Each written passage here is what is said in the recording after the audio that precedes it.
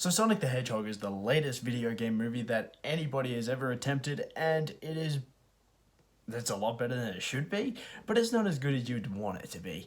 I um, I was literally scrolling through the movies of what I would of the movies that were in the theater, and I was like, "Yep, seen it." Fantasy Island, yeah, that looks pretty. Oh my God, Sonic the Hedgehog! I'm watching that right now.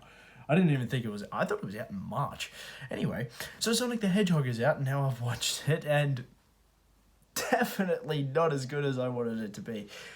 It's not as fun as I wanted it to be. It is fun, but it's not as fun as it could have been. There are some cheesy moments in this movie. Jim Carrey as Dr. Robotnik slash Egghead is as cheesy as it gets. Oh my God. The Grinch meets the fucking Riddler. I swear to God. More Riddler than Grinch, but... Oy.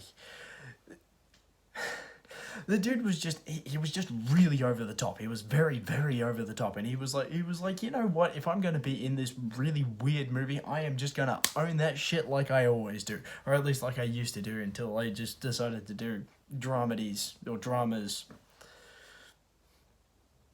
about as much as he did in Dumb and Dumber, maybe in Dumb and Dumber 2. He's very over the top.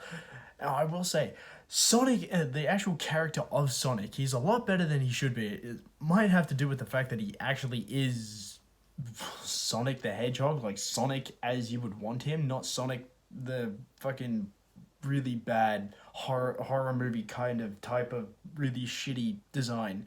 And I will give the director that. The director did go out of his way. He pushed back the entire movie, an entire year, just to redesign Sonic's face, just to redesign Sonic himself. And if that didn't work, then there was no point in doing it. And Sonic actually looks proper. He looks like Sonic the Hedgehog instead of looking like what he did. And that is definitely a plus, and it's definitely a plus for the director, because the director is like, you know what? If you guys don't like the way that it was before, we'll make it better for you. That might not have helped. That might not have helped the movie at all, but it does help the experience a little better, because you're more attached to Sonic's original design, like his video game design. All the hardcore fans that have been playing him since the arcade days, they wanted the real design. They wanted Sonic as he normally would be, but when they saw the first trailer, they were like, "Oh my God, that is not Sonic the Hedgehog! What the fuck?" Although it is funny because there was a moment in the original trailer that I found the most funny, which is actually not in the movie, which I found kind of interesting, because it was the part where he's like, "Oh, look at that! I've done 9,999 steps today." Huh. It's not in the movie. He does do the looking at the watch thing, but there's no watch there. So he's just like, it's more of he slows down while the missiles are coming at him, and he's just like, and he just starts swatting them all away like flies, and it was funny. It's fun enough for your children to watch. Like, if you have kids and you're taking your kids to this movie, they will be fine and entertained for the entire movie.